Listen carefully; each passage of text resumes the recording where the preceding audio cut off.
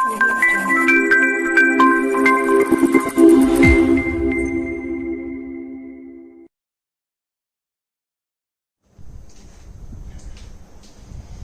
बेटा, केम छो?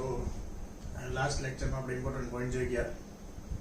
એકમ કોષ દીઠ પરમાણુની સંખ્યા, એની પેકિંગ ક્ષમતા સાદા ઘનમાં કેટલી હોય 52%, બોડી સેન્ટરમાં કેટલી હોય 68%, અને ફલક કેન્દ્રિત ઘનમાં 74% છે. કદાચ લાસ્ટ લેક્ચરમાં આપણે 72 લખ્યું હતું, 74% છે, યાદ રાખજો. સાદા ઘનમાં 52%, બોડી સેન્ટરમાં 68% અને ફેસ સેન્ટરમાં 74%. કુલ જગ્યાના આટલા ટકા જગ્યા પરમાણુ દ્વારા રોકાશે. ભાઈ પર્સન્ટેજમાં ફેરફાર કેમ થાય છે, મતલબ એ ગોઠવણી આપણે અલગ અલગ પ્રકારની કરીએ છીએ, એટલા માટે ચેન્જીસ આવે છે. તો એ કઈ રીતની ગોઠવણી હોય છે 3 ડાયમેન્શનલમાં, એ આજના લેક્ચરમાં આપણે જોવાનું છે. એ પહેલા આપણે એક બે વસ્તુ જોઈ ગયા હતા. સાદા ઘન માટે ધરીની લંબાઈ કેટલી હોય? A બરાબર 2r. બોડી સેન્ટર એટલે √3a બોડી ડાયગોનલ, અને ફેસ સેન્ટર એટલે √2a ફેસ ડાયગોનલ. મતલબ આ અંતર વિકર્ણ અને આ ફલક પરનો વિકર્ણની લંબાઈ છે, આપણને ખ્યાલ છે. તો બોડી સેન્ટરમાં √3a = 4r અને ફેસ સેન્ટરમાં √2a = 4r. તો આ BCC માટે અને આ FCC માટે, અને આ સિમ્પલ ક્યુબ આદિમ ઘન માટે. તો આ ત્રણ સૂત્રો આપણા માટે બહુ અગત્યના છે. A બરાબર કેટલા અથવા R બરાબર કેટલા, એ આપેલું હોય ને R શોધવાનું આવે, ત્રીજી આપેલી હોય ધરીની લંબાઈ શોધવાની આવે. આવા ઘણા બધા MCQ હોય છે. તો આને આધારે આપણે સોલ્વ કરીએ.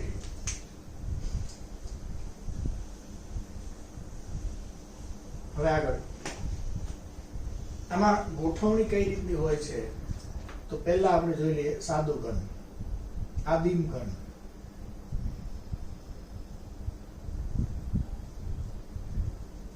પણ આદિમ ઘન જોતા પહેલા પરમાણુની ગોઠવણી કયા કયા પ્રકારે પોસિબલ છે એના MCQ માં ક્યાંક પૂછી નાખે. બાકી એક પરમાણવીય અને દ્વિપરમાણવીય રચના કોઈ ઘનમાં હોય જ નહીં. એક પરમાણુ એટલે શું?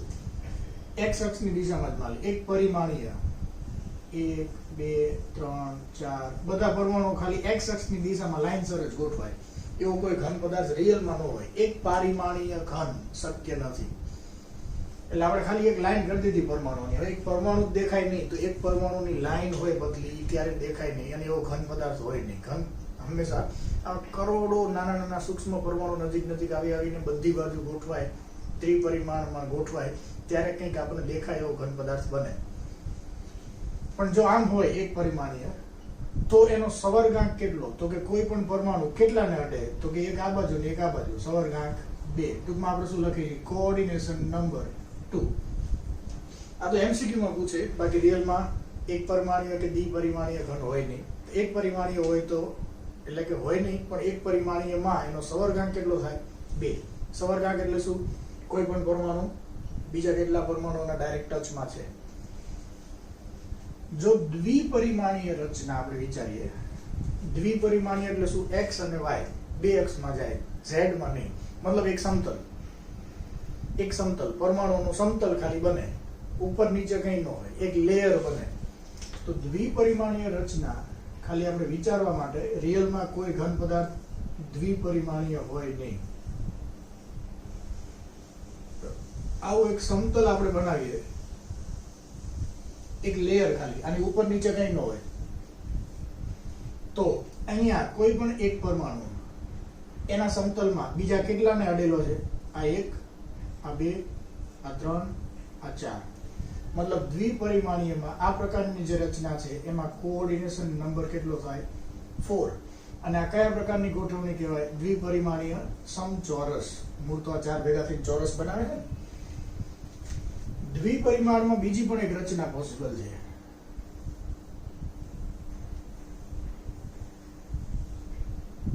આમ જો આપણે ગોઠવીએ, એક્ઝેક્ટ આની બાજુમાં બીજો નહીં, એ બેની વચ્ચે જે ગેપ પડે છે ત્યાં આપણે જો પરમાણુ ગોઠવીએ,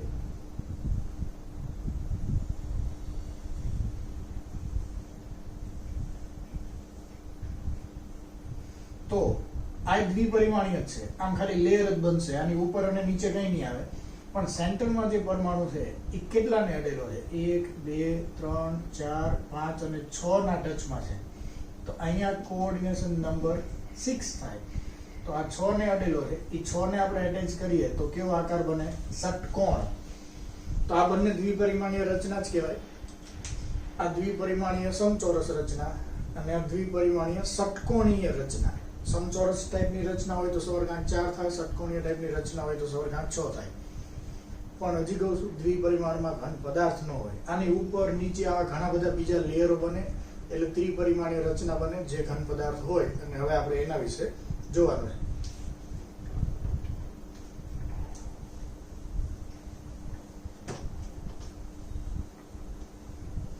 તો સાદા ઘનની અંદર ગોઠવણી કઈ રીતે થાય છે? તો સાદા ઘનમાં આપણે આગળ ચર્ચા કરી ગયા હતા એમ પરમાણુ બધા ગોલીય છે, ફૂટબોલ છે એવી કલ્પના આપણે કરીએ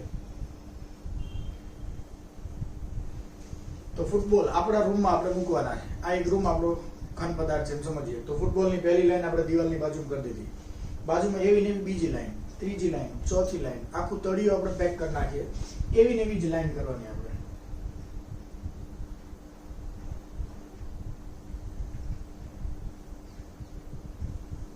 ત્રીજી લાઈન સેમ જ.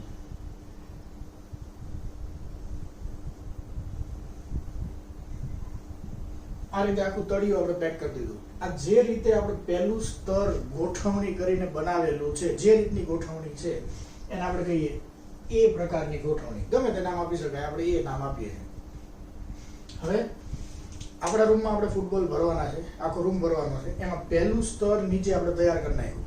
હવે આની ઉપર બીજું સ્તર મૂકશું, પછી ત્રીજું લેયર, ચોથું, પાંચમું, ઠેઠ ઉપર સુધી આપણે બોલ ફૂટબોલ મૂકવાના છે. તો પહેલા લેયરમાં આપણે પહેલા ખૂણામાં એક ફૂટબોલ મૂકેલો છે. બીજું લેયર આપણે મૂકશું એટલે એક્ઝેક્ટ એની ઉપર જ બીજો ફૂટબોલ મૂકીએ. એક્ઝેક્ટ એની ઉપર જ.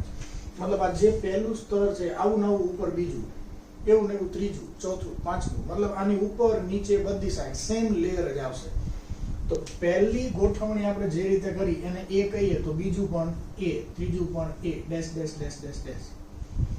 તો આપણે એમ કે આ ક્વેશ્ચન, સાદા ઘનમાં થપ્પીની ગોઠવણીનો પ્રકાર કેવો? તો એ dash dash dash dash dash. બધા લેયર થપ્પી જે આપણે કરીએ એકની ઉપર બીજી એ બધી સેમ જ હશે. એટલે એ ડેશ ડેશ ડેશ ડેશ. આ સાદા ઘનમાં થપ્પીની ગોઠવણીનો પ્રકાર. મતલબ અહીંયા જે ફૂટબોલ છે એક્ઝેક્ટ આની ઉપર જ બીજો આવશે, આની નીચે આવવાનો બીજો હશે. આ પહેલું લેયર, આની નીચે બીજા લેયર હશે, ઉપર લેયર હશે. ત્રિપરિમાણમાં હોય એટલે બધી બાજુ સેમ જ લેયર હશે. તો અહીંયા ઇમ્પોર્ટન્ટ કે એનો સવર્ગાંક કેટલો, કોઓર્ડિનેશન નંબર કેટલો. આ ક્વેશ્ચન ધ્યાનથી સમજજો. આજનો ટોપિક બહુ ઇમ્પોર્ટન્ટ છે એટલે જાગતા રહેજો, હરતા ફરતા નહીં. કોઈ પણ એક પરમાણુ તમે વિચારો તો એની આજુબાજુના કેટલાને અડે? 1 2 3 4. એક સીધી વાત છે કે આપણે આમ ફૂટબોલની લાઈન કરેલી છે, બાજુમાં બીજી લાઈન છે, પેલી બાજુ ત્રીજી લાઈન, બધી લાઈન સર આપણે એક સ્તર બનાવેલું છે. તો અહીંનો એક ફૂટબોલ છે એ આ બાજુ વાળાને અડે ને આ બાજુ વાળાને. એની લાઈનના બે ને તો અડે જ. હવે એક આગળની લાઈન વાળાને અડતો હોય ને એક પાછળની લાઈન વાળાને અડતો હોય. મતલબ એના સમતલમાં કેટલાને અડતો હોય? 4.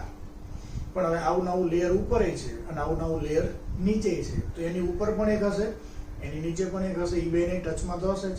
તો કોઓર્ડિનેશન નંબર સવર્ગાંક કેટલો થાય? 6. યાદ રાખજો. સાદા ઘનમાં થપ્પીની ગોઠવણીનો પ્રકાર, સાદું ઘન અથવા આદિમ ઘનમાં થપ્પીની ગોઠવણીનો પ્રકાર એ ડેશ ડેશ ડેશ. સાદા ઘનમાં સવર્ગાંક 6. પણ હવે આપણને એમ ક્વેશ્ચન પૂછે કે સાદા ઘનમાં કોઈ પણ પરમાણુ એના સમતલના કેટલા પરમાણુઓને અડેલો છે? તો 4. કારણ કે સવર્ગાંક જે 6 છે એમાં 4 તો એના સમતલના જ છે, એક એની ઉપર અને એક એની નીચે, એમ ટોટલ 6 થાય. સવર્ગાંક 6 પણ એના સમતલના કેટલાના ટચમાં છે? તો કે 4. આપણને એમ પૂછે કે સાદા ઘનમાં કોઈ પણ પરમાણુ એની ઉપરના સમતલના કેટલા પરમાણુને અડેલો હોય? તો 1. એની નીચેના સમતલના કેટલા પરમાણુને અડેલો હોય? તો તે પણ 1. એમ કરીને ટોટલ થાય 6. અહીંયા આ 1 2 3 4 આને આપણે એટેચ કરી દઈએ. આ 4 અને આવા ઉપરના 4 એને જોઈન કરી દઈએ એટલે એનો એકમ કોષ બની જાય.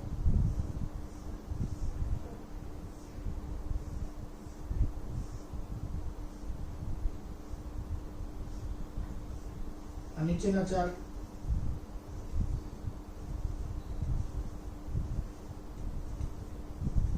આ ઉપરના ચાર, આ એનો એકમ કોષ.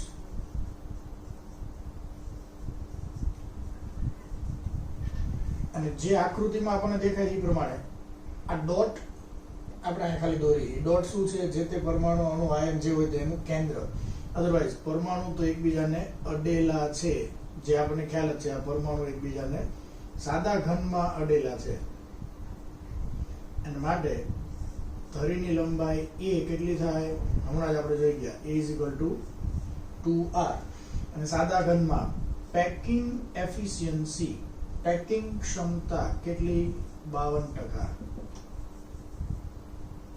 તો આટલી વસ્તુ આપણે યાદ રાખવાની છે. સિમ્પલ ક્યુબમાં કઈ રીતે ગોઠવણી થતી હોય એકદમ સાદું છે. આ a ડેશ ડેશ ડેશ. સવર્ગાંક કેટલો? 6.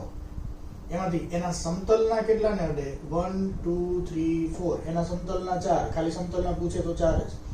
એક એની ઉપરનાને અડે, એક એની નીચેના સમતલનાને અડે. ટોટલ 6. એકમ કોષ a = 2r. ધરીની લંબાઈ એટલે ત્રિજ્યા 2 વાર. અને પેકિંગ એફિશિયન્સી 52%, જે આપણે કાલે ઓલરેડી આ બંને વસ્તુ જોઈ ગયા. હવે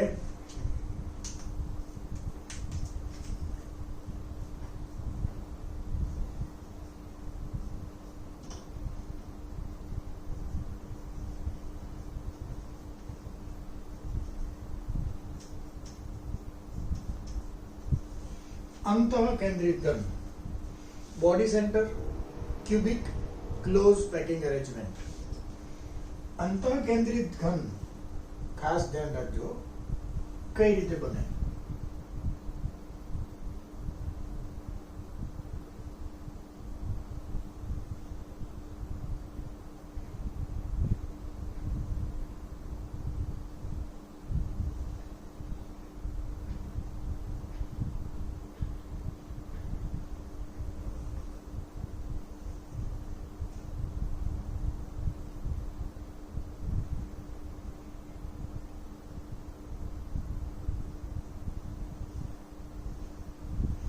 આ પહેલું સ્તર આપણે મૂક્યું, મતલબ આપણા રૂમની અંદર આપણે આખો રૂમ ભરી દેવાનો છે, ફૂટબોલ અરેન્જ કરવાના છે, તો આ પહેલું સ્તર નીચે આપણે મૂકી દીધું આ રીતે. તો હવે સાદા ઘનમાં જે રીતે આપણે મૂકેલું છે અને અંતઃકેન્દ્રિત ઘનમાં તમને કઈ ડિફરન્સ લાગે? મોસ્ટ ઇમ્પોર્ટન્ટ ડિફરન્સ, કોઈ પણ પરમાણુ એકબીજાને અડેલા નથી. ઇમ્પોર્ટન્ટ. ફરીવાર, સાદા ઘનમાં બધા પરમાણુ અડેલા છે. BCC બોડી સેન્ટરમાં કોઈ પણ પરમાણુ એના સમતલના એક પણ પરમાણુને અડેલો હશે નહીં. યાદ રાખજો, બોડી સેન્ટરમાં કોઈ પણ પરમાણુ એના સમતલના એક પણ પરમાણુને અડેલો હશે નહીં. હવે આ રીતે આપણે ગોઠવણી કરી તો માત્ર 52% જગ્યા જ ગોળાઓ દ્વારા રોકાય છે, મતલબ ઓલમોસ્ટ અડધી જગ્યા ખાલી રહે છે. એટલે આપણે વધુ ગોળાઓ મૂકવા માટે આ પેટર્ન કરેલી છે. બીજી કોઈ ગોઠવણીની રીત આપણે જોઈ ગયા. આમાં વધુ ગોળા કઈ રીતે મુકાય? વચ્ચે તો જગ્યા રાખી, અમુકની વધુ જગ્યા વેડફાય. પણ આમાં આપણે શું કરશું? અહીંયા આપણે શું કર્યું હતું કે આ પહેલા 4 ફૂટબોલ, એની એક્ઝેક્ટ ઉપર બીજા 4 ફૂટબોલ, તો એ 4 ને 4 8 ની વચ્ચે ઘણી બધી જગ્યા ખાલી રહી. અહીંયા આપણે એ નથી કરવું. આપણા પહેલા સમતલમાં આ 1 2 3 4 ની વચ્ચે જે જગ્યા રહી, અહીંયા આપણે બીજા સમતલનો ફૂટબોલ મૂકશું ખાડામાં. એટલે ખાડાને યુટિલાઇઝ કરી શકાય. આપણે 4 ફૂટબોલ મૂકીએ અને 4 ની વચ્ચે ખાડો પડે, એમાં ઉપરના સમતલનો મૂકીએ તો ખાડાની જગ્યાનો યુટિલાઇઝ તો કરી શકાય. પણ એ 4 ની ઉપર જ બીજા 4 મૂકીએ તો વચ્ચે બહુ મોટી જગ્યા ખાલી રહે. તો આપણે બીજું સમતલ કઈ રીતે મૂક્યું? પહેલાની એક્ઝેક્ટ ઉપર નથી, થોડું ખસેલું છે.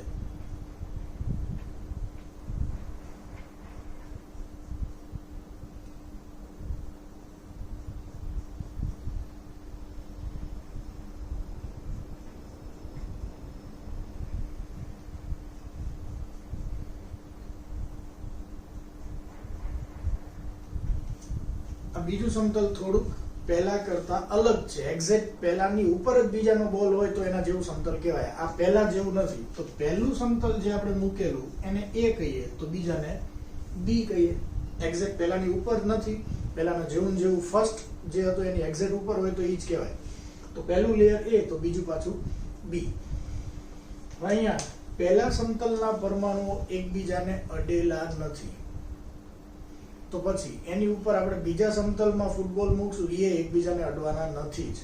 ઇન શોર્ટ, પહેલું, બીજું, ત્રીજું, ચોથું કોઈ પણ સમતલ હોય, બોડી સેન્ટરનો કોઈ પણ પરમાણુ એના સમતલના એક પણ પરમાણુને અડશે નહીં.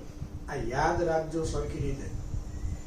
તો બીજા સમતલ વાળા એકબીજાને અડતા નથી.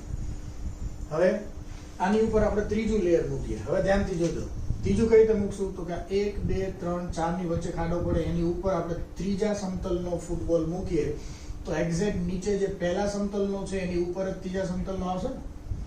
એનો મતલબ શું થાય કે પહેલું જેવું છે એવું ને એવું પાછું ઉપર ત્રીજું આવશે. જે પહેલું સમતલ છે એવું આખું એવું ને એવું જ ઉપર ત્રીજું આવશે. તો ત્રીજું પાછું A, પછી પાછું B. મતલબ બોડી સેન્ટરમાં થપ્પીની ગોઠવણીનો પ્રકાર શું થાય? AB AB AB dash dash dash. MCQ માટે, ઓબ્જેક્ટિવ માટે ધ્યાન રાખશું આપણે.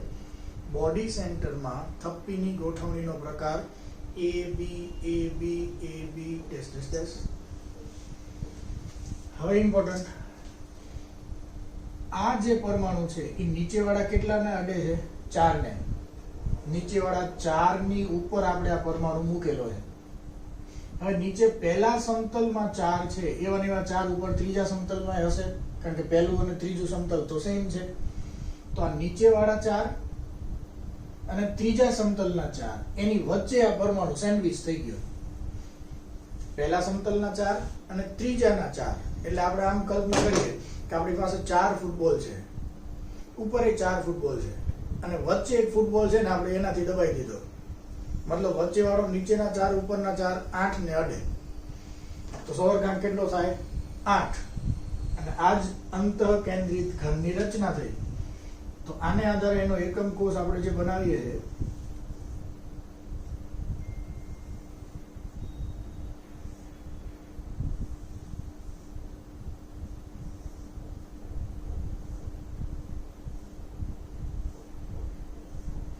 આ પહેલા સ્તરના 4 1 2 3 4, આ 4 ની વચ્ચે આપણે એક બીજા સ્તરનો પરમાણુ છે એવું વિચારીએ. આ પહેલા સ્તરના 4, આ વચ્ચે વાળો, અને ત્રીજું સ્તર પાછું પહેલાના જેવું જ, મતલબ આ 4 ઉપરવાળા. તો આ નીચેવાળા 4 એના ખાડામાં આમ મૂક્યો આપણે, અને આવા નવા 4 ઉપર મૂક્યા, એટલે ઉપરના 4 નીચેના 4 ની વચ્ચે આ સેન્ડવિચ થઈ ગયો. તો ફૂટબોલનો વિચાર કરો, ખાલી 4 ફૂટબોલ તમે મૂકેલા છે, એની ઉપર એક ફૂટબોલ છે અને એવા બીજા 4 ફૂટબોલ ઉપર એને અડી મૂકો તો વચ્ચે વાળો 8 ને અડશે. પણ આ તો એકબીજાને અડેલા નથી, જ્યાં દેખાય છે. આપણે કીધું ને, સાદા ઘનમાં જ માત્ર આ ગોળાઓ એકબીજાને અડેલા છે. બોડી સેન્ટર કે એક્સેસમાં આ બંને એકબીજાને અડેલા નથી. તો અહીંયા આ નીચેના 4 ને અડશે, ઉપરના 4 ને અડેલો છે. માટે આ એનો એકમ કોષ. આ કઈ રીતે બની ગયો આપણે અહીંથી સમજી ગયા. અને આમાં કોઓર્ડિનેશન નંબર 8. તો બોડી સેન્ટરની અંદર કોઈ પણ પરમાણુ બીજા કેટલા પરમાણુને અડેલો હશે? 8. આપણે પૂછે BCC માં સૌરગાંઠ કેટલો? 8. સાદા ઘનમાં સૌરગાંઠ કેટલો? 6. 4 એક સમતલમાં, એક ઉપર, એક નીચે. તો અહીંયા આપણે ક્વેશ્ચન પૂછે કે બોડી સેન્ટરમાં કોઈ પણ પરમાણુ એના સમતલના કેટલા પરમાણુને અડેલો હોય? 0. કારણ કે બોડી સેન્ટરનો કોઈ પણ પરમાણુ એના સમતલના એકને અડતો જ નથી. એનો સૌરગાંઠ 8 છે, એ 8 જણને અડે છે, પણ એ 8 માંથી 4 આ ઉપરવાળો છે, એ 4 નીચેવાળાને અડે છે અને 4 ઉપરવાળાને અડશે. બાકી એના સમતલમાં તો એકને અડવાનો જ નથી. તો આ ક્વેશ્ચન પૂછે બોડી સેન્ટરમાં કોઈ પણ પરમાણુ એના સમતલના કેટલાને અડે છે? 0.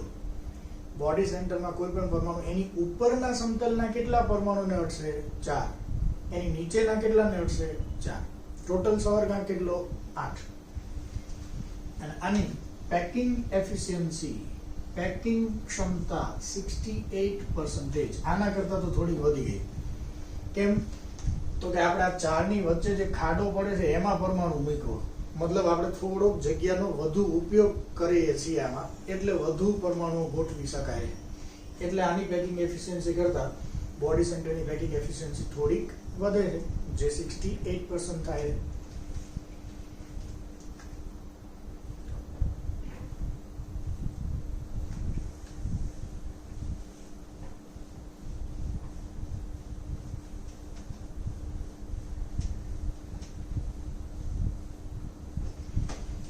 હવે આપણે જોઈએ ક્લોઝ પેકિંગ રચના.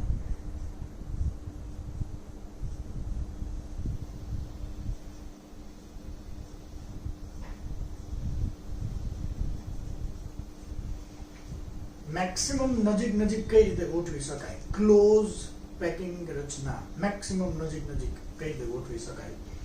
તો બોડી સેન્ટરમાં અને સાદા ઘરમાં આપણે કર્યું તો એવું આ નથી કરવું. આ ધ્યાનથી સમજજો.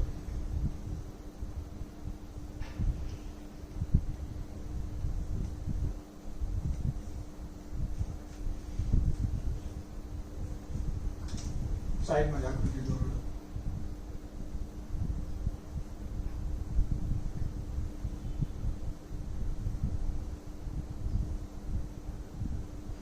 આ એક લાઈન કરી આપણે. હવે સાદા ઘરમાં આપણે શું કર્યું હતું? આ પહેલી લાઈન, એક્ઝેક્ટ એની બાજુમાં બીજી લાઈન, પછી ત્રીજી. તો આ ચારની વચ્ચે ઘણી બધી જગ્યા વેસ્ટ જાય છે. તો આપણે ઈ ન થવા દેવું હોય તો આપણે દિવાલને અડી પહેલી ફૂટબોલની લાઈન આ રીતે કરી દીધી, બાજુમાં બીજી લાઈન એક્ઝેક્ટ બાજુમાં નહીં કરી, થોડીક આમ ખસીને અહીંયા જે જગ્યા છે એને આપણે યુટિલાઇઝ કરવી છે.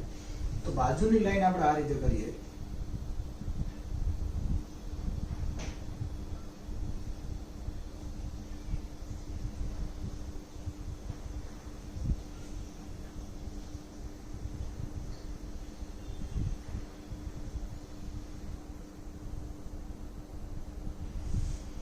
આ રીતે આપણે પહેલું સમતલ આખું તૈયાર કરી નાખ્યું. આપણા રૂમમાં ફૂટબોલ ગોઠવી દીધા, નીચેનું તળિયું પેક થઈ ગયું. આની ઉપર બીજા, ત્રીજા, ચોથા આવા લેયર મૂકતા જશો, આખો રૂમ પેક કરવો છે.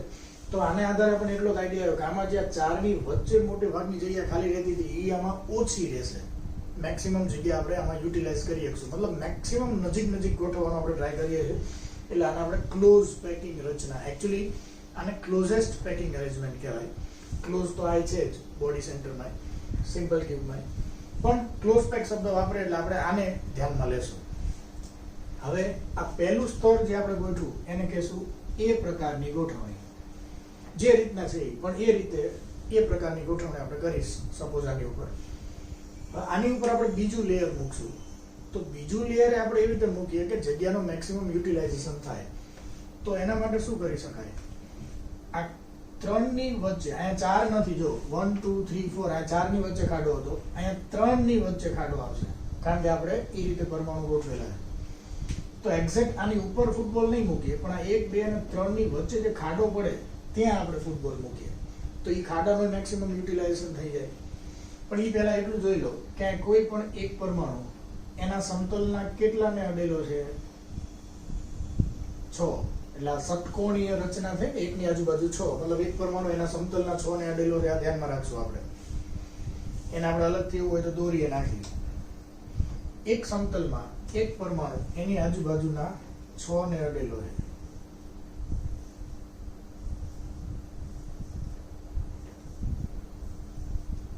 આવું અત્યારે અહીંયા છે, એક એની આજુબાજુમાં 6, બાકી હોય તો ઘણા બધા. હવે આની ઉપર આપણે બીજું લેયર મૂકીએ.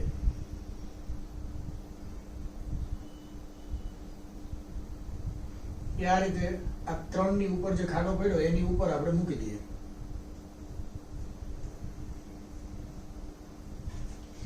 તો અહીંયા પહેલા સમતલમાં જે 1 2 અને 3 હતા એની ઉપર આપણે જે ખાડો પડ્યો એમાં અહીંયા પરમાણુ મૂકીએ તો અહીંયા જે ખાડો છે એની ઉપર નહીં મૂકી શકાય. આ નડશે, આ ઉપરનો પરમાણુ નડે, આ ખાડામાં ન મૂકી શકાય, અહીંયા મૂકી શકાય.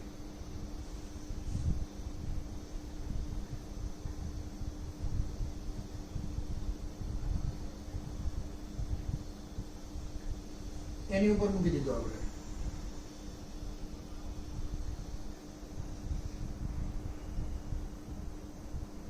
મતલબ આ ખાડો હજી ઢંકાણો નથી અને ઢંકાશે પણ નહીં, કારણ કે એની ઉપર આપણે પરમાણુ નહીં મૂકી શકીએ. અહીંયા મૂકી શકાય. આ ખાડો આપણે ઢંકાઈ ગયો.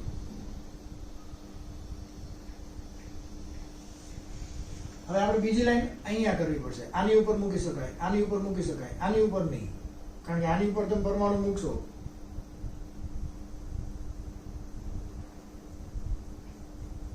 તો અહીંયા નહીં આવે, આ નડશે. અહીંયા મૂકી શકાય.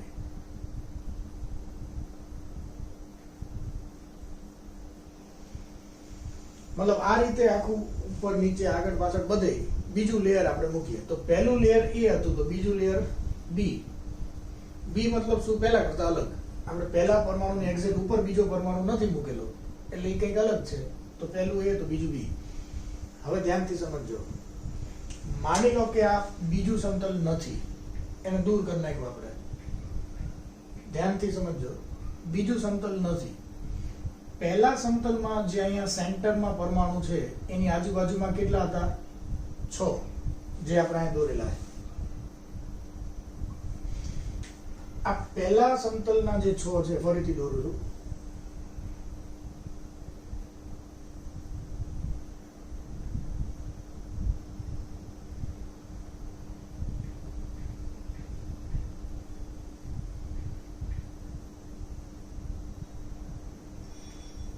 આ બીજા લેયર નથી એમ સમજો. તો નીચે 1 અને એની આજુબાજુમાં 1 2 3 4 5 6.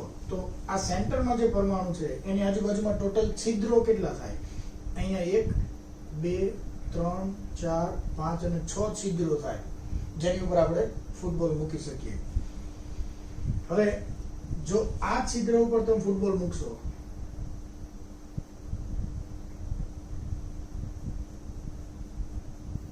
તો એની બાજુના ઉપર નહીં મૂકી શકાય. અહીંયા મૂકશો તો ચાલશે, તો અહીંયા નહીં મૂકી શકાય. તો અહીંયા મૂકશો તો ચાલશે.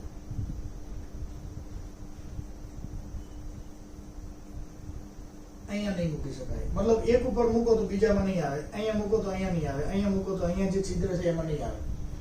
સમજી ગયા? મતલબ આ 6 ની ઉપર આપણે ત્રિકોણ જેવી રચના કરીએ છીએ. 6 ની ઉપર આપણે ત્રિકોણ જેવી રચના કરીએ છીએ, જે અહીંયા દેખાય. આ સેન્ટરમાં 1 હતો, એની આજુબાજુ 6 હતા, એની ઉપર આ 3 જો હતો, આ 1 આ 2 આ 3 ત્રિકોણ થઈ ગયું. આવા હશે તો ઘણા બધા, પણ આપણે આ 3 નો જ વિચાર કરીએ છીએ. કેમ? કારણ કે આ બીજું સ્તર ન હોત તો પહેલા સ્તરમાં નીચે જે પરમાણુ છે એ એની આજુબાજુના 6 ને તો અડે જ છે. હવે એ પરમાણુ આ ઉપરના 3 ને અડશે, કારણ કે 3 નું ત્રિકોણ છે, એની વચ્ચે જે ખાડો પડ્યો એમાં પેલો નીચેના સમતલ વાળો પરમાણુ બંધ બેસતો આવી જાય ને, એટલે નીચે વાળો આ 3 ને પણ અડશે. તો રચના કેવી થાય આપણે સમજીએ. માની લો કે આ 1 ની આજુબાજુમાં 6, તો આમાં છિદ્રો કેટલા થાય? 1 2 3 4 5 6. હવે આમાં આની ઉપર જે પરમાણુ આપણે મૂકવાના છે, બીજું સમતલ, બીજા સમતલમાં હશે તો ઘણા, પહેલા સમતલમાં 6 હશે એવું નહીં, કેટલાય હશે. તો આની ઉપર આપણે બીજા 3 આવી રીતે મૂકીએ, જે આ 3 છે, 1 2 3. 3 નથી મૂકવાના, હજી કહું છું. આ 1 છે તો આની આજુબાજુમાં 6 જ હશે. આ 1 ગણો તો આની આજુબાજુમાં 6 હશે, તો ઢગલા બંધ. પણ આ વચ્ચેવાળા પરમાણુને તો ઉપરના 3 અડવાના છે, એટલે આપણે આને 3 ધ્યાનમાં લીધા અત્યારે. તો થાય કેવું? એ વચ્ચેવાળો પરમાણુ ક્યાં બંધ બેસતો આવે? આ ત્રિકોણની વચ્ચે જે ખાડો પડે એમાં આ વચ્ચેવાળો પરમાણુ બંધ બેસતો આવી જાય. મતલબ કે હવે આ વચ્ચેવાળો કેટલાને અડે છે? એના સમતલના 6 ને તો અડે જ છે, પ્લસ આ ઉપરના 3 ને હવે અડશે. તો હવે વચ્ચેવાળો ટોટલ કેટલા પરમાણુને અડે છે? 9. એના સમતલના 6 અને 3 ઉપર. પણ જ્યારે ઘન પદાર્થ બને ત્યારે આ હજારો લેયર હોય. આ 1 છે, આની ઉપર કેટલા હશે, આની નીચે કેટલા હશે, આવા કેટલાય લેયર હોય. હવે ધ્યાનથી સમજો. જો અહીં 1 ની આજુબાજુમાં 6 છે, એમાં અહીંયા જે છિદ્ર છે એની ઉપર આપણે આ એક પરમાણુ મૂકી દીધો, તો અહીંયા જે છિદ્ર છે એવું ને એવું છિદ્ર નીચેની સાઈડે હોય. તો જો અહીંયા આપણે આમ ત્રિકોણ મૂકી શકીએ તો એવું ને એવું ત્રિકોણ નીચેની સાઈડ પણ મૂકી શકાય. આગળ જેવું ત્રિકોણ આપણે ઉપર મૂકીએ છીએ એવું જ ત્રિકોણ નીચેની સાઈડ પણ મૂકી શકાય. તો હવે આ જે બને એ જુઓ તમે, ક્લોઝ પેકિંગ રચના. મેક્સિમમ આનથી નજીક હવે ગોળાઓને ગોઠવી શકાય નહીં, એટલે જ આપણે આને શું કહીએ? ક્લોઝ પેકિંગ રચના. હવે આમાં ધ્યાન રાખો, અહીંયા જે છિદ્ર છે અહીંયા તમે ઉપરના સમતલનો એક પરમાણુ મૂકો છો, આ ઉપરવાળો, તો એવું ને એવું છિદ્ર નીચે છે, ત્યાંય આપણે એક પરમાણુ મૂકીએ છીએ. તો આમ આપણે વિચારીએ તો આ પહેલું, આ બીજું, આ ત્રીજું સ્તર, એમ આપણે વિચારીએ તો વચ્ચેથી બીજું સ્તર કાઢી નાખો, પહેલું ત્રીજું તો સેમ જ થવાના, કારણ કે આ ત્રિકોણ છે, ઉપર એવું ને એવું ત્રિકોણ આવવાનું, ખાલી આ વચ્ચેનું અલગ થાય છે. ફરી વાર, નીચે જેવું ત્રિકોણ છે એવું ત્રિકોણ ઉપર છે. તો પહેલું લેયર A, બીજું B, તો ત્રીજું પાછું A, પહેલાના જેવું જેવું જ આવશે, કારણ કે વચ્ચેથી બીજું કાઢ લો તો પહેલું અને ત્રીજું તો સેમ જ છે, એક્ઝેક્ટ એકબીજાની ઉપર છે. તો આ પ્રકારની જે રચના બનશે એમાં પહેલું લેયર A, બીજું B, તો ત્રીજું પાછું A, પછી પાછું B. આને આપણે કહેશું ષટકોણીય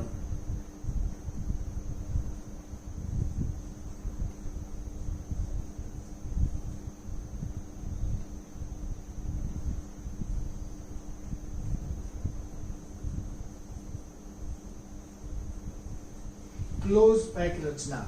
ષટકોણીય ક્લોઝ પેક રચના. ષટકોણ કેમ? કારણ કે એકની આજુબાજુમાં 6 છે ને, એટલે ષટકોણીય ક્લોઝ પેક રચના. અને ષટકોણ એટલે હેક્સાગોન, તો આને આપણે લખશું HCP.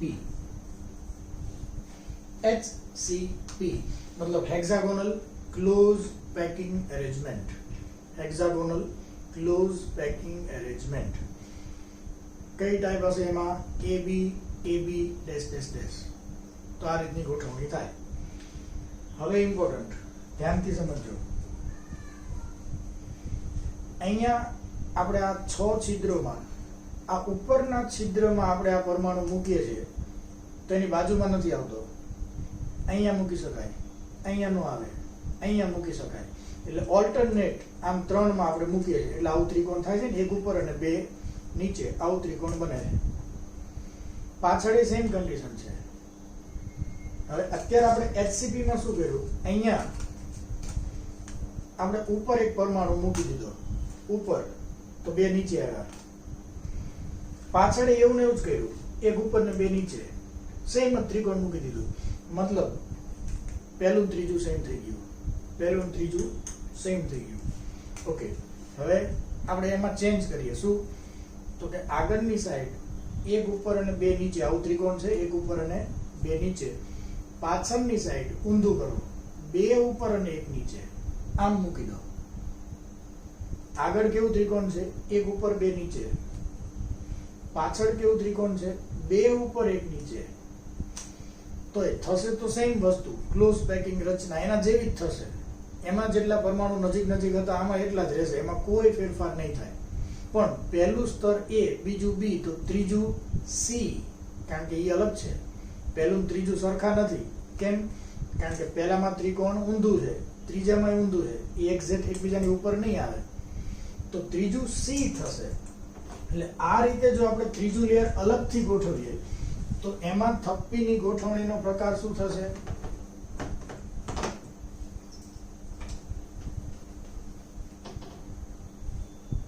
A B C, A B C dash dash dash. પહેલું A, બીજું B, ત્રીજું ત્રિકોણ આપણે ઊંધું કરી નાખ્યું તો C. ઈ લેયર અલગ થઈ ગયું, પહેલાની એક્ઝેક્ટ ઉપર નથી. ABC, ABC. અને આ પ્રકારે જે રચના મળશે એને આપણે કહીએ છીએ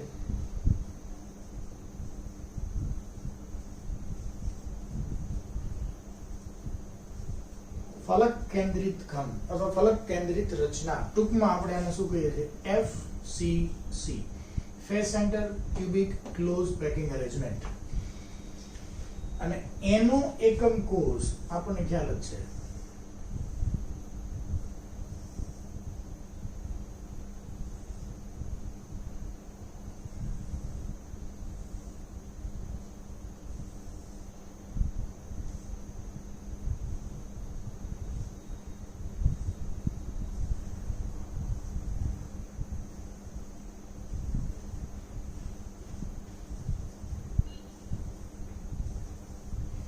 આઠ ખૂણે 8 અને દરેક ફેસના સેન્ટરમાં એક એક.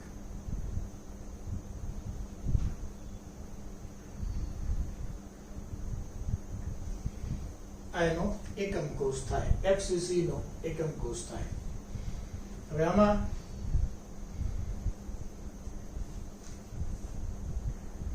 બંનેમાં કોઓર્ડિનેશન નંબર સવર્ગાંક 12 ઇમ્પોર્ટન્ટ. બંનેમાં કોઓર્ડિનેશન નંબર સવર્ગાંક 12.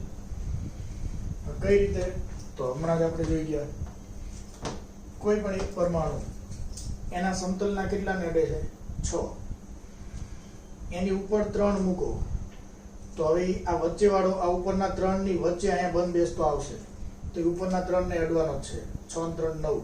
અને એ જ વચ્ચેવાળો નીચેના 3 ના આ ખાડામાં જ આવવાનો ને, આ બાજુનો પરમાણુ. તો હવે વચ્ચેવાળો જે લાલ પરમાણુ છે એ એના સમતલના 6 ને તો અડે જ છે, 3 ઉપરવાળાને અડશે અને 3 નીચેવાળાને અડશે, મતલબ ટોટલ 12, સવર્ગાંક 12. હવે અહીંયા પહેલું છેલ્લું ત્રિકોણ આપણે સેમ રાખીએ તો HCP, પણ પાછળનું ત્રિકોણ ઊંધું કરી નાખો તો FCC, પણ બેયમાં સવર્ગાંક તો ઈ જ રહેવાનો.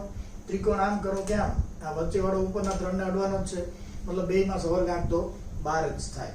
બંનેમાં કોઓર્ડિનેશન નંબર 12 થાય. અને બીજું, તમે આમ પહેલું અને ત્રીજું ત્રિકોણ સેમ રાખો કે ઊંધું કરો, પેકિંગ તો ઈ જ રીતનું થાય, મતલબ જે રીતના જેટલા નજીક હતા એટલા જ રહેશે. તો આખા રૂમમાં કુલ જગ્યાના 74% જગ્યા આ રીતે ગોઠવશો તો પરમાણુ દ્વારા રોકાશે. એ પહેલું ત્રીજું ત્રિકોણ સેમ હોય કે ન હોય એનાથી કંઈ ફેર નહીં પડે. મતલબ બંનેમાં પેકિંગ એફિશિયન્સી 74% થાય. બંનેમાં પેકિંગ એફિશિયન્સી 74% થશે. હવે અગત્યનું એ છે કે આ FCC નો એકમ કોષ છે, તો HCP નો એકમ કોષ કેમ નથી દોર્યો આપણે? તો એનો એકમ કોષ સમઘનના સ્વરૂપમાં રજૂ કરી શકાતો નથી. જેમ FCC નો એકમ કોષ આપણે એક ચોરસ સમઘનમાં દોરીએ છીએ, સાદા ઘનનો દોરીએ છીએ, બોડી સેન્ટરનો દોરીએ છીએ, પણ HCP સમઘન નથી. એ ષટકોણીય રચના છે, ષટકોણીય રચના. અને HCP માં શું હતું? પહેલું બીજું લેયર અલગ, ત્રીજું પાછું પહેલાના જેવું છે. તો આ રીતની જે રચના છે એ ષટકોણીય એકમ કોષમાં દોરી શકાય છે, આવી રીતે સમઘનના સ્વરૂપમાં દોરી શકાતી નથી. અને એટલે આપણે જો તમે B C C, આમાં 2 C આવે, F C C, આમાં 2 C આવે, પણ આમાં એક જ C છે. તો એ C શેના માટે હોય એ સમજી લો. બોડી સેન્ટર,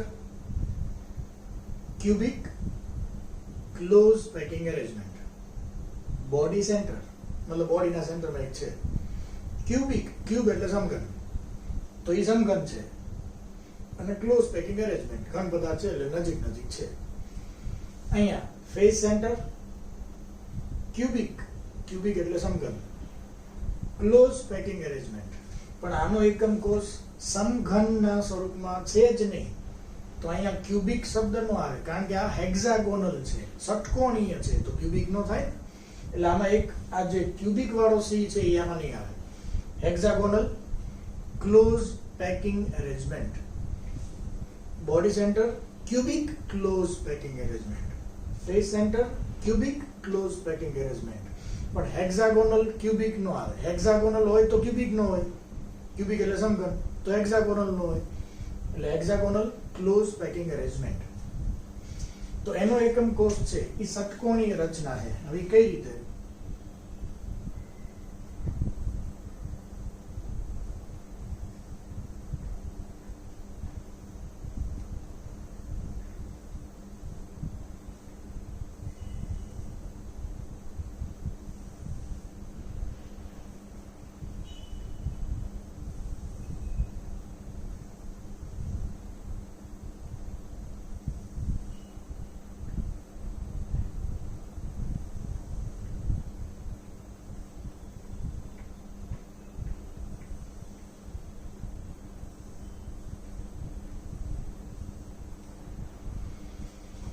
અહીંયા 1 ની આજુબાજુમાં 6,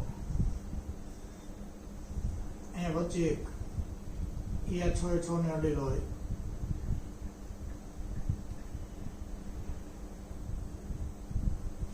આપણે આવું મૂકીએ ને 1 ની આજુબાજુમાં 6.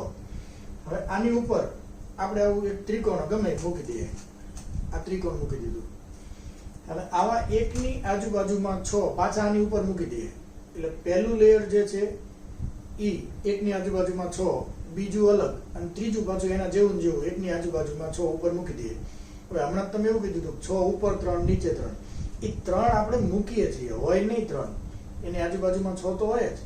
આપણે અત્યારે શું વિચારવાનું છે? પહેલું ને ત્રીજું લેયર સેમ થાય એટલે HCP.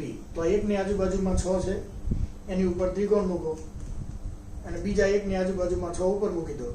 એટલે પહેલું ને ત્રીજું સેમ, વચ્ચે અલગ. તો ABA પાછું થઈ ગયું.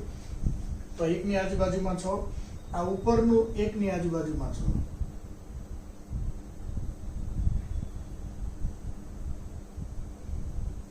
આ પહેલું અને ત્રીજું A વચ્ચે B, આ પાછું A, ABA.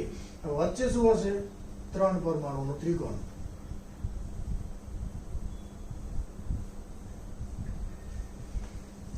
તો ફરીથી 1 ની આજુબાજુમાં 6, વચ્ચે 3 આવી ગયા, અને આવા નવા 6 આની ઉપર મૂકી દો. એટલે આ એકમ કોષ થઈ ગયો. HCP, ષટકોણીય રચના, અને એનો એકમ કોષ. તો આપણને એવો ક્વેશ્ચન પૂછે, સાદું ઘન, simple cube, simple cubic close packing arrangement, SCC એવું લખેલું એના માટે. SCC, simple cubic close packing arrangement.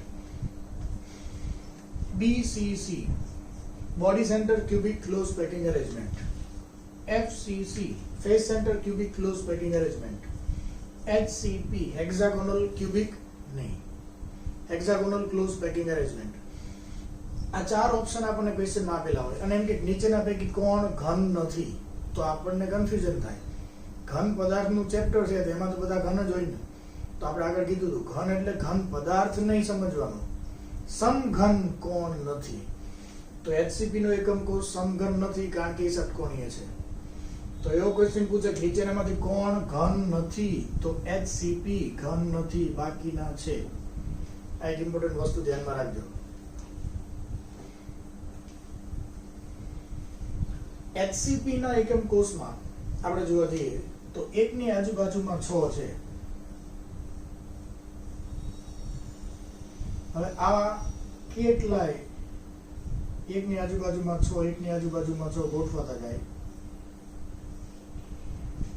ત્રિપરિમાણમાં તો આ એક નો હોય, આવા ઘણા બધા પરમાણુ હોય. એમાં કોઈ પણ એક પરમાણુ, આ એક આપણે 6 નો વિચાર કરીએ ખાલી, 1 ની આજુબાજુમાં 6.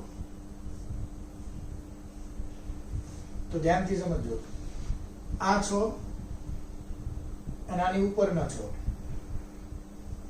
એ ભેગા થઈને એક ષટકોણીય રચના બનાવે, અને આ 6 અને એની નીચેના 6 એ બીજો એક એકમ કોષ બનાવે. હવે આ 6 અને એની ઉપરના 6 પાછો એક એકમ કોષ, આ 6 એની નીચેના બીજા 6 પાછો બીજો એક એકમ કોષ, અને સેમ આ 6 આની ઉપરના પાછો એકમ કોષ, અને એની નીચેના બીજા 6 પાછો એકમ કોષ. એટલે આપણે આ 6 ને આ 6 ની વાત કરીએ, વચ્ચે 3 તો હોય જ. મતલબ આ એક પરમાણુનો તમે વિચાર કરો કે કેટલા એકમ કોષ માટે કોમન થાય છે.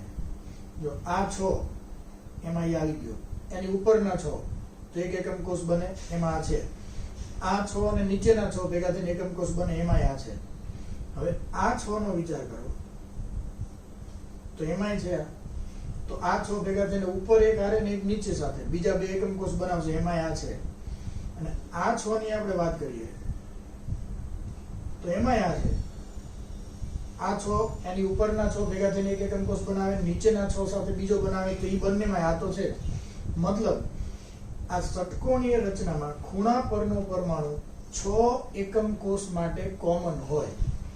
મતલબ ખૂણાઓ પરનો પરમાણુ આપણા એક એકમ કોષમાં છઠ્ઠો ભાગ ગણાય. જેમ આપણા સમઘનમાં 8 માટે કોમન હોય, 8 રૂમ આપણે વિચાર્યા હતા ને, આમાં 6 માટે કોમન હોય. તો હવે એવા ખૂણાવાળા કેટલા પરમાણુ છે ટોટલ? 6 અહીંયા છે અને 6 અહીંયા છે.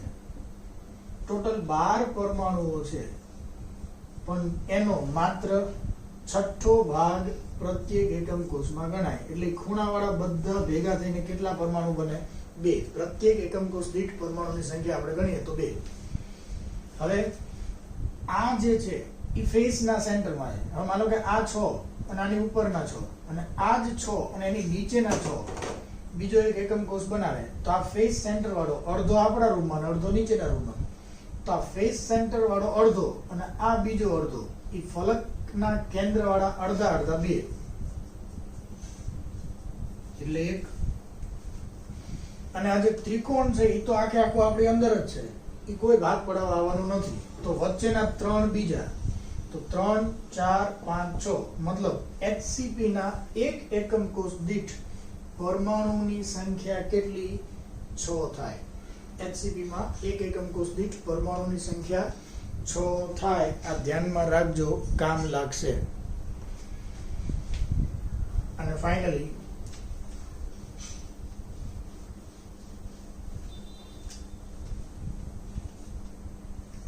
આમાં કન્ફ્યુઝન ન થાય. HCP ABAB અને FCC ABC ABC. હવે ધ્યાનથી સમજી લો, આ 1 2 3 એની ઉપર આપણે એક પરમાણુ મૂકીએ છીએ તો એ 4 ની વચ્ચે જે છિદ્ર બને એને સમચતુષ્ફલકીય છિદ્ર કહેવાય.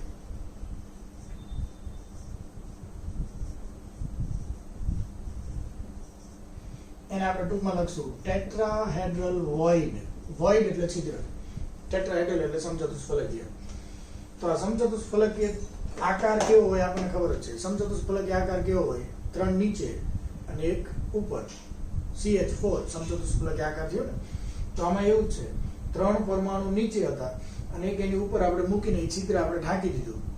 તો એ જેટલા છિદ્રો આપણે ઢાંકી દીધા એ બધા સમચતુષ્ફલકીય છિદ્ર કહેવાય. તો એ સમચતુષ્ફલકીય છિદ્ર કઈ રીતે થાય? માનો કે આ 3 વચ્ચે જે ખાલી જગ્યા છે એની ઉપર આપણે ચોથો પરમાણુ મૂકીએ તો એ 4 ની વચ્ચે જે ખાલી જગ્યા છિદ્ર બનશે એને સમચતુષ્ફલકીય છિદ્ર કહેવાય, જે આમાં થાય. આ 3 નીચે છે અને એક એની ઉપર છે. આ 4 ની વચ્ચે જે નાનું છિદ્ર બનશે એને શું કહેવાય? સમચતુષ્ફલકીય છિદ્ર. તો એને આપણે દોરવું હોય તો આમ દોરી શકીએ.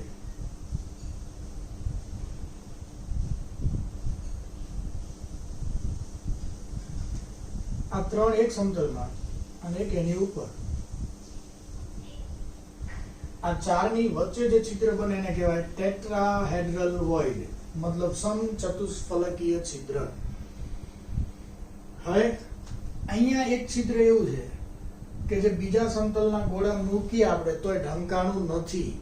હવે ધ્યાનથી સમજજો, અહીંયા જે છિદ્ર હતું એ નીચે આ 1 આ 2 અને આની નીચે જે છે એ 3 એવા 3 પરમાણુ હતા. એની ઉપર આપણે બીજા સમતલમાં 1 2 ને 3 મૂકીએ છીએ. 3 નીચે હતા અને 3 ઉપર મૂક્યા. આ છિદ્ર ઢંકાણું નથી. તો એ જે છિદ્ર ઢંકાતું નથી એને અષ્ટફલકીય છિદ્ર કહેવાય.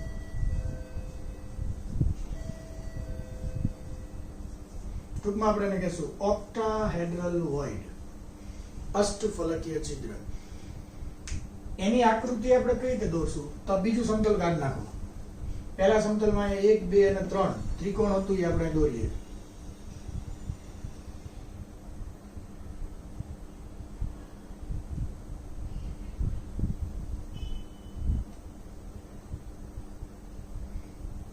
હવે આની ઉપર આપણે બીજું સમતલ મૂકવાનું છે, પણ આ છિદ્ર ઢંકાય નહીં એ રીતે. કારણ કે જો આની ઉપર આપણે પરમાણુ મૂકી દઈએ તો એ સમચતુષ્ફલકીય છિદ્ર થઈ ગયું. તો અહીંયા 3 છિદ્રો ઢંકાય એ રીતે આપણે મૂકીએ. આ બાજુ પરમાણુ તો હશે જ ને બીજા.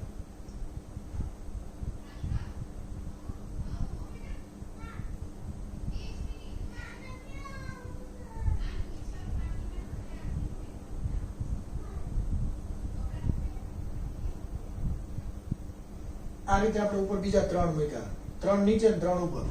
તો આ છિદ્ર હજી ઢંકાતું નથી. એની ઉપર આપણે ટૂંકમાં પરમાણુ નથી મૂકેલો એમ સમજો. આમ છે.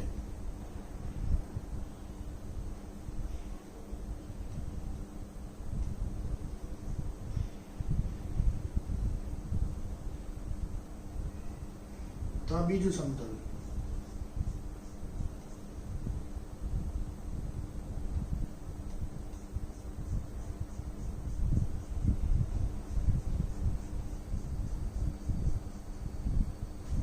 નીચે 3 ઉપર 3, એની વચ્ચે જે છિદ્ર છે એને આપણે શું કહેશું? અષ્ટફલકીય છિદ્ર. હવે ધ્યાનથી સમજીએ, સમચતુષ્ફલકીય આકાર કેવો હોય? 3 નીચે અને 1 ઉપર. તો સમચતુષ્ફલકીય છિદ્ર એની જ વ્યાખ્યા ઈ જ થાય. 3 પરમાણુ એક સમતલમાં એકબીજાના સંપર્કમાં હોય અને એક એની ઉપર.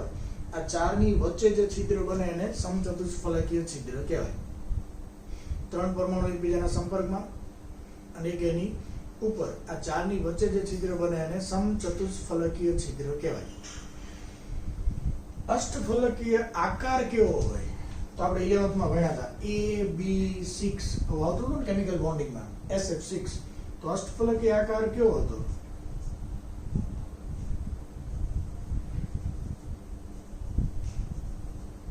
4 એક સમતલમાં, એક ઉપર એક નીચે. આ જે રચના બને એને આપણે અષ્ટફલકીય રચના કહેતા હતા. 4 એક સમતલમાં ચોકડી, એક ઉપર એક નીચે, આ અષ્ટફલકીય આકાર. તો અહીં આપણે એવું કહીએ કે આ બી બધા ભેગા થઈને અષ્ટફલકીય રચના બનાવે અને એની વચ્ચે જે છિદ્ર છે એને અષ્ટફલકીય છિદ્ર કહેવાય. અને એ છિદ્રમાં કોણ આવે છે? એ ક્યાં છે? અષ્ટફલકીય છિદ્રમાં છે એમ કહેવાય. તો અષ્ટફલકીય આકારનો આપણે વ્યાખ્યાયિત કરવો કઈ રીતે કરીએ કે 4 ની ચોકડી, એક ઉપર એક નીચે. તો 4 ફૂટબોલ આપણે આમ અડાડી મૂકી દો, ચોકડી કરી નાખો. 4 ની ચોકડી, એક ફૂટબોલ ઉપર મૂકી દો અને એક ફૂટબોલ નીચે મૂકી દો. તો આ 6 ની વચ્ચે જે છિદ્ર બને એને અષ્ટફલકીય છિદ્ર કહેવાય. ફરીવાર, 4 પરમાણુ એકબીજાના સંપર્કમાં, એક ઉપર અને એક નીચે.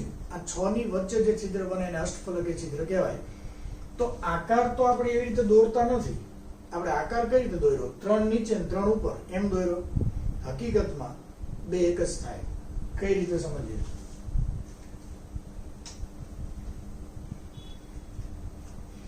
જે રીતે આપણે અહીં દોર્યું એ રીતે આપણે વિચારીએ તો 3 નીચે હતા અને 3 આપણે ઉપર મૂક્યા. મૂળ આ રીતે આપણે મૂકેલું છે. હવે ધ્યાનથી સમજજો. અહીંયા 3 નીચે હતા, 3 ઉપર આપણે મૂકીએ છીએ. આને હું ખાલી થોડું ચેન્જ કરું છું. આને આમ સીધું કરી નાખું છું. ફરીવાર, 3 નીચે 3 ઉપર આમ આપણે ગોઠવેલા છે, આકૃતિમાં દોરેલા છે. આને હું થોડાક આમ સીધા કરી નાખું. હવે જો તો તમને 4 એક સમતલમાં જે મેં પકડેલા છે, એક ઉપર વાળો એક નીચે વાળો તમને દેખાતા જ હશે. આ 1 2 3 4 4 જે મેં પકડેલા છે એક સમતલમાં છે, આ એક ઉપર છે અને આ એક નીચે છે. તો ઈ જ થાય. આ અષ્ટફલકીય રચના સીધી કરો એટલે થઈ જાય. તો ઈ જ છે. હવે આમાં તમને જો દેખાય તો આ 1 2 અને પાછળ વાળા 3 4, આ 4 ની ચોકડી છે. આ ઉપર વાળો છે અને પેલો નીચે વાળો છે. તો ઈ જ રચના થાય અષ્ટફલકીય. અને ફાઇનલી બહુ જ ઇમ્પોર્ટન્ટ, આપણે જ્યારે પણ એવો શબ્દ વાપરે કે કોઈ પણ એક પરમાણુ ક્લોઝ પેક રચના બનાવે છે એટલે આપણે બે જ વસ્તુ ધ્યાનમાં લેવાની, FCC અથવા HCP. HCP અથવા FCC. ઈ HCP લખો કે FCC, બેયમાં સમચતુષ્ફલકીય છિદ્ર અને અષ્ટફલકીય છિદ્ર બનવાના જ છે. બંનેમાં બનવાના છે, બેયમાં. તો કોઈ પણ પરમાણુ ક્લોઝ પેક રચના બનાવે એવો શબ્દ આવે એટલે આપણે આ બે હોઈ શકે. બીજું, આ FCC નું બીજું નામ છે CCP. હવે આપણે ક્લોઝ પેક રચનામાં કોને સામેલ કર્યા? આ બેને જ. હકીકતમાં અતિ ક્લોઝ પેક એવો શબ્દ વપરાય પણ નથી વાપરતા. તો ક્લોઝ પેક રચના આવે એટલે આ બે જણા જ ગણાય. એમાં આ તો સમઘન નથી. હવે આપણે એમ કે ક્લોઝ પેકમાં સમઘન રચના કઈ? તો FCC. આ નહીં, આ તો ષટકોણીય છે. તો FCC નું બીજું નામ CCP. આને શું કહેવાય? Cubic close packing arrangement. Close packing અરેન્જમેન્ટમાં તો આ બે જ છે. એમાં આ કેવું છે? ષટકોણીય, હેક્સાગોનલ ક્લોઝ પેકિંગ અરેન્જમેન્ટ. આ કેવું છે? Cubic close packing arrangement. તો FCC નું બીજું નામ છે CCP. એનું જ નામ છે એટલે ધ્યાન રાખો. હવે આ રીતે ગમે એટલા પરમાણુ ક્લોઝ પેક રચના બનાવતા હોય, FCC હોય કે HCP, ગમે એટલા હોય, આ રીતે ગોઠવાઈ ગયા. હવે માની લો કે આ બધા પરમાણુઓની સંખ્યા 100 છે. ક્લોઝ પેક રચના બનાવતા પરમાણુની સંખ્યા 100 હોય તો આની અંદર ઓક્ટાહેડ્રલ વોઇડ 100 હોય. મતલબ જેટલા પરમાણુ એટલા અષ્ટફલકીય છિદ્ર, અને એના કરતા ટેટ્રાહેડ્રલ વોઇડ ડબલ થાય 200. એટલે આપણે જસ્ટ સિમ્પલ કેલ્ક્યુલેશન માટે આ ક્લોઝ પેક રચના બનાવવાવાળા પરમાણુ 1 હોય તો અષ્ટફલકીય છિદ્ર 1 હોય અને સમચતુષ્ફલકીય છિદ્ર 2 હોય. આવું યાદ રાખવાનું. મતલબ ક્લોઝ પેક રચના બનાવવાવાળા પરમાણુની સંખ્યા n હોય તો ઓક્ટાહેડ્રલ વોઇડ n થાય અને ટેટ્રાહેડ્રલ વોઇડ 2n થાય. આ મોસ્ટ ઇમ્પોર્ટન્ટ લોજિક છે, દાખલા ગણવામાં કામ લાગશે, ધ્યાનથી સમજજો. તો આજનો લેક્ચર જો તમે 100% ફોકસથી જોયો છે તો આ ચેપ્ટરના મેક્સિમમ ક્વેશ્ચન, મેક્સિમમ લોજિક આપણે સોલ્વ કરી શકશો. અને એટલે જ ભલે તમને એવું લાગે કે તમે આ ચેપ્ટર આખું, આ લેક્ચર આખું વ્યવસ્થિત સમજી ગયા છો, બીજી વાર આજે ને આજે આ લેક્ચરને જોજો. એક એક લાઈન, એક એક લીટી યાદ રાખવાનો ટ્રાય કરજો. આજનો લેક્ચર મોસ્ટ ઇમ્પોર્ટન્ટ છે આ ચેપ્ટર માટે. આ પણ જે આપણે અત્યારે વાત કરી ને, એટલે આ કોઈ પણ ભોગે આપણને યાદ રહેવું જોઈએ. તો ફરી વાર કહું છું, આ લેક્ચર બીજી વાર ખાસ ધ્યાનથી જોઈ લેજો. જો પહેલી વાર જોવામાં ક્યાંય વચ્ચે આગુ પાછું કર્યું હોય, નાસ્તો ચાલુ હોય, ધ્યાન રાખજો, નાસ્તો ચાલુ હોય, લેક્ચરમાં ચાલુ હોય તો ઘરે તો હોય જ ને, તો એ બંધ રાખીને આબુ ક્યાંય જવાનું નથી. ધ્યાનથી બીજી વાર આ લેક્ચર જોઈ લેજો. ઓકે.